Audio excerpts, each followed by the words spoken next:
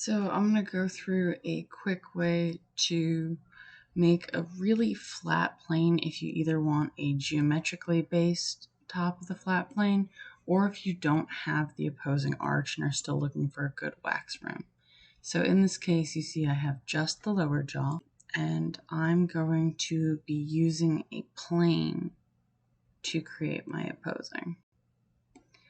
So what I'm going to do is I'm going to come over here to the second tab, which is create, and select plane. It'll drop this little square there. And then if I go up one tab to tools, you'll see there's an option for scale. I can click and I can drag my mouse and that'll begin to scale that for me. Or if you want to come over here, you could type in a value and it'll start to stretch the plane that way. I only have to do it in two directions because it is a two-dimensional plane, so the Z isn't really important. And now that I have a plane approximately the size of my jaw, and you might want to pull it down a little bit and double check. If we're doing a full wax rim, we want to have a little bit of extra distance on either side of the wisdom teeth to make sure we'll get the whole thing. So I can just click scale again, drag it a little bigger, and now I'm going to switch back so I can translate. Let's go ahead and bring that up. In this case, it's actually not at a bad angle. If you needed to rotate it, you could click the rotate tool here and use that to rotate it. I'm going to say that's approximately where I want it. And then come back to my D3 tool tab and proceed. This is going to be a mandibular flat plane. So now that I have my plane set up, I'm going to set my splint model, which is my lower jaw. And now my splint model set, I'm going to go ahead and click set landmarks because I want my landmarks to be on the actual occlusal information. So remember, this is going to be opposite of if you were doing a maxillary appliance. So that's approximately correct, and I'm going to hit finish. And then after that's done, I'm going to grab my plane. So when you mount it on the articulator, it is going to move the lower jaw. So I'm just going to click my plane again, go ahead and hide the articulator, and move that back into position. So now I'll need to rotate it just a little bit.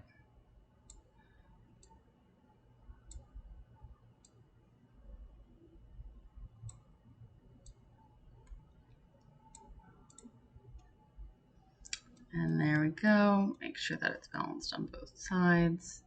And I am content with that. So now that the lower jaw is on the articulator, I'll go ahead and hide the articulator, click my set opposing, and now I'm going to identify that plane as my opposing. And I don't need to change the pin because I placed it at the height that I wanted, so now I can just survey the model.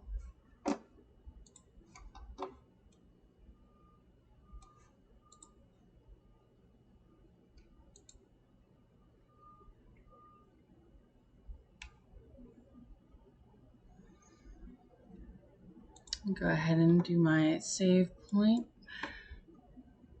I'll just save this as untitled for now. And then do my offset and my undercut.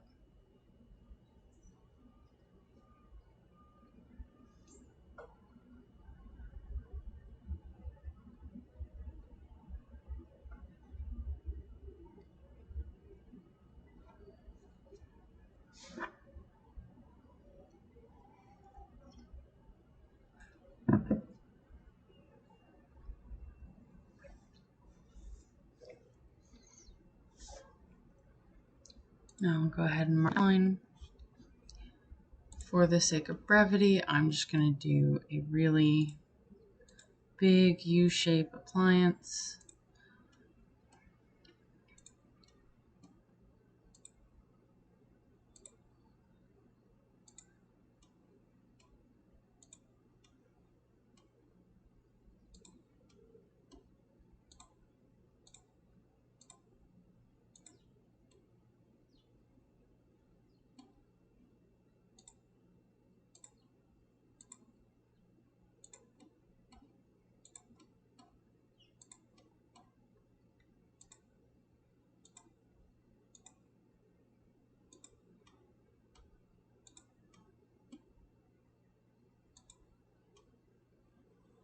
Double check my line, looks good. I'll select my interior region and confirm. Generate my splint shell.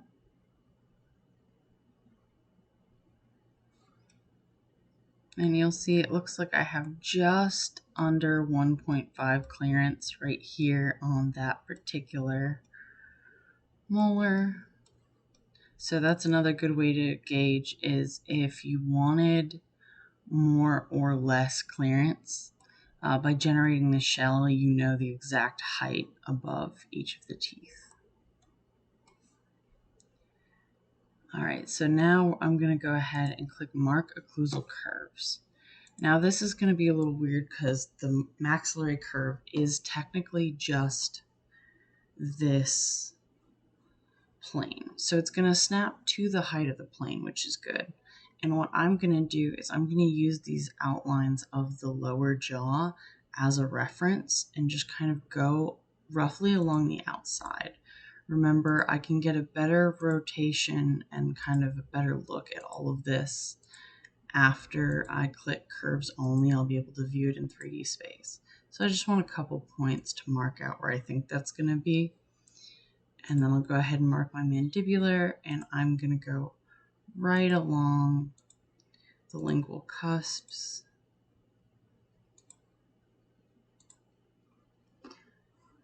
And now when I hit curves only, I'm going to kind of see the top down and I can smooth this out. So if you want it to be closer to the outer cusps, you can. I'm going to leave just a little bit of space. If you're trying to get the active cusps of the upper arch, you're probably going to want more material rather than less. Again, you know, having both scans in occlusion is going to be ideal 90% of the time, but sometimes you only have what you have. So now I'm going to take a look at these from the side, and you'll see these points are exactly along that plane. But if I calculate the rim and increase the opacity, you'll see not all of that is necessarily poking through this plane. If I want this whole strip to be perfectly level, cut off at this plane, what I'm going to do is take the opacity down and just quickly grab these points from my upper line and move them above that plane. So it doesn't matter how high, because we're just going to cut all of it above the plane off in a minute. So now when I calculate the rim and increase my opacity, you'll see I have wax all the way across, which is perfect. And I can hide show my shell if I wanted to double check that. All right, so I'm going to go ahead and hit commit. And now you'll see I have all these different pieces in play, and it's going to come together real quick. So I'm going to fuse my rim to shell and block out large concavities. And that's going to fill in a bunch of these little gaps, but not all of them. So if you wanted a little bit more, you can go to sculpt. My favorite workflow is to grab the fill deepen brush, just kind of start to fill in some of these gaps so that when I smooth it out, my shell's not getting too thin or anything. Just give it a real quick once over. Might come in here on the lingual side, just kind of smooth some of these in. Less texture for the tongue to play with, less bacteria. And then grab the smooth brush. If I hit F on my keyboard, I can drag to change the size of that brush. For big smoothing, I find that makes it go a lot faster. You can spend as much or as little time on this step as you want. Some people don't care as much for, you know, as smooth of an appliance. Sometimes people prefer less wax to, you know, the smoother plane, whatever your preference is. So now that I have that roughly smooth, I can go ahead and finish paint sculpt. I'm going to go ahead and remesh smooth the appliance once. And you'll see we still have that extra wax. What I'm not going to do in this step is I in this workflow, I don't need mark posterior contacts and I don't need generate functional surface because we have identified this plane as our upper jaw.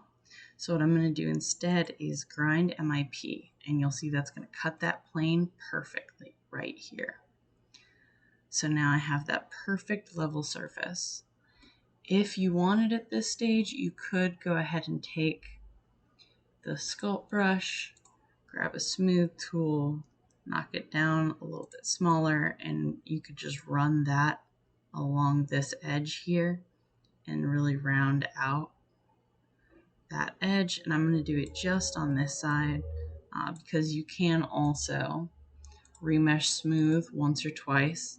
I never recommend doing it more than 3 times because it does increase the file size of your final splint and it will take a lot longer to load into your printing software. You'll see it kind of bevels out that edge, but this one's a lot smoother. I'll do it one more time. And you'll see it gave it a fairly round edge, but it's still definitely a square appliance, so depending on what you're looking for. And then all I have to do is finalize the splint and export my splint STL, and it's a completely flat plane.